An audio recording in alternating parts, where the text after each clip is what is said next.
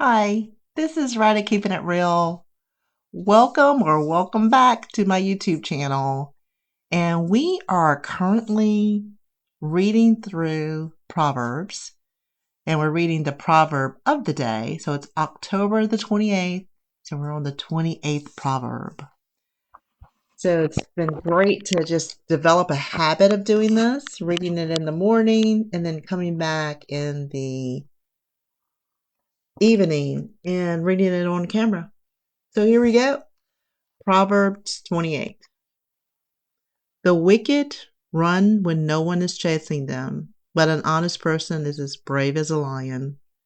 When a nation sins, it will have one ruler after another, but a nation will be strong and endure when it has intelligent, sensible leaders. A man in authority who oppresses poor people is like a driving rain that destroys the crops. If you have no regard for the law, you are on the side of the wicked, but if you obey it, you are against them. Evil people do not know what justice is, but those who worship the Most High understand it well. Better to be poor and honest than rich and dishonest. A young man who obeys the law is intelligent. One who makes friends with good-for-nothings is a disgrace to his father. If you are rich by charging interest and taking advantage of people, your wealth will go to someone who is kind to the poor. If you do not obey the law, God will find your prayers too hateful to hear. If you trick an honest person into doing evil, you will fall into your own trap. The innocent will be well rewarded. Rich people always think they're wise, but a poor person who has insight into character knows better. When good men come to power, everyone celebrates. But when bad men rule, people stay in hiding. You will never succeed in life if you try to hide your sins, confess them, and give them up. Then God will show mercy to you. Always obey the Most High, and you'll be happy. If you are stubborn, you'll be ruined. Poor people are helpless against a wicked ruler. He is as dangerous as a growling lion or a prowling bear. A ruler without good sense will be a cruel tyrant. One who hates dishonesty will rule a long time. A man guilty of murder is digging his own grave as fast as he can. Don't try to stop him. Be honest, and you will be safe. If you are dishonest, you will suddenly fall. A hard-working farmer has plenty to eat. People who waste time will always be poor. Honest people will lead a full, happy life. But if you are in a hurry to get rich, you are going to be punished. Prejudice is wrong, but some judges will go down wrong to get even the smallest bribe. But some judges will do wrong to get even the smallest bribe. Selfish people are in such a hurry to get rich, and they do not know when poverty is about to strike. Correct someone, and afterwards he will appreciate it more than flattery. Anyone who thinks it isn't wrong to steal from his parents is no better than a common thief. Selfishness only causes trouble. You are much better off to trust the Most High. It is foolish to follow your own opinions. Be safe and follow the teachings of wiser people. Give to the poor, and you will never be in need. If you close your eyes to the poor, many people will curse you. People stay in hiding when bad men come to power, but when they fall from power, righteous men will rule again. That should bring comfort to you that not always will the wicked be in charge, that this Bible and these wise sayings were written so long ago, but they still apply today. This is, for me, it is like little short snippets of information that if you were not reading it, you would not know it. And what I say is find a verse to meditate on. Just one. Read the whole thing through, then find a verse just to meditate on. For me, it is you will never succeed in life if you try to hide your sins. So to me, that's about hiding from your shadow self, where we know we have done some things that are wrong, that kind of pop into our head how wrong they were. And we try to push it back. No, don't think about it. No, go ahead and confess them. Give them up. To who? To the Most High. So the Most High can show mercy on you.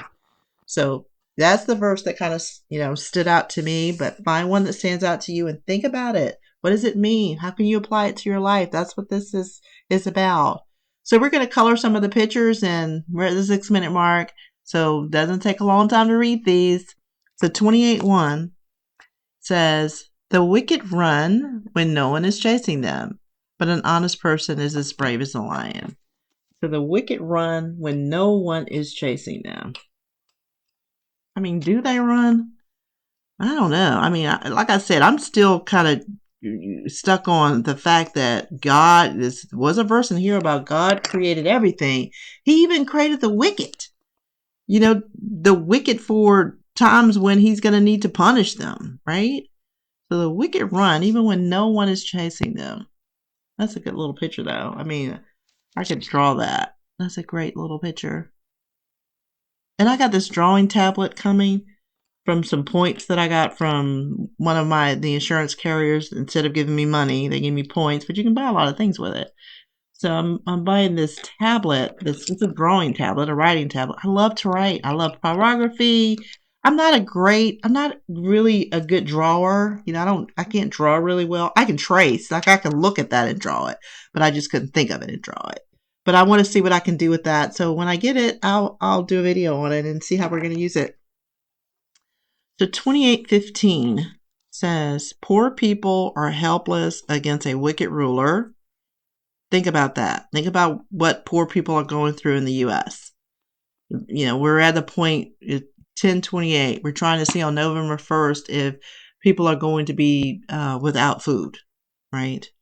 So a wicked ruler, he is as dangerous as a growling lion or a prowling bear. So just think about that. The Most High has allowed you to rule. And here you are ruling, the ruler, the president, the king, the whatever you want to call. What color is a bear? Brown. And you're going to treat people horrible.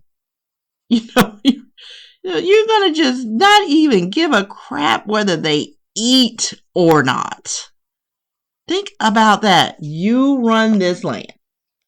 You make the decisions. Yes, there's a lot going on across the world. But these are your people. All of these people are your people. And guess what? It's getting ready to come to a point where they might not even be able to feed themselves and their children. And you're talking about wringing your hands and not telling your Congress to get in there and do what they're supposed to do. You're playing politics. Like, it's just baffles the mind. I don't know why I want to color this up here blue, but I do. Probably a little bit of green down here where he's walking. Like prowling around, seeing how can we make these people miserable? That's crazy to me. That's like crazy. But there we go. Is there one more verse? 28:27 says, give to the poor and you will never be in need. If you close your eyes to the poor, many people will curse you. So this is a person closing their eyes to the poor. And yeah, what this looks like to me, those people that you see standing right here, standing on the corner with their signs and whatever else. I mean, to me, that's kind of like, it's like they're promoting themselves and marketing. And I just sit there and think, but down the street, you just saw the sign where the store said that help was wanted. What are you doing? Like, go over there, clean yourself up, and see if you can get a job. What are you doing? Like, I know you're down on your luck, but is this what you're going to do? I don't get it. Like, you gotta think about that. Think about it. You have to come up with a sign, come up with the space, come up with the time, come up with your angle, and you got to do it like every day or whenever you can stand there. See, I can't buy that. I don't buy that. You're not going to convince me that that's for real because there's too much planning to go into that because you're hungry. Is that what you're really going to do? No, that's what you're going to do if you got game with you. Yeah. Okay, that was interesting. That's interesting.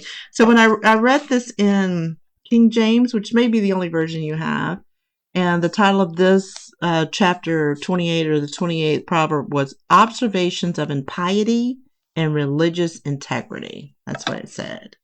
So there we have it. We're under 12 minutes and we finished reading Proverbs 28. So I challenge you to read the proverb of the day.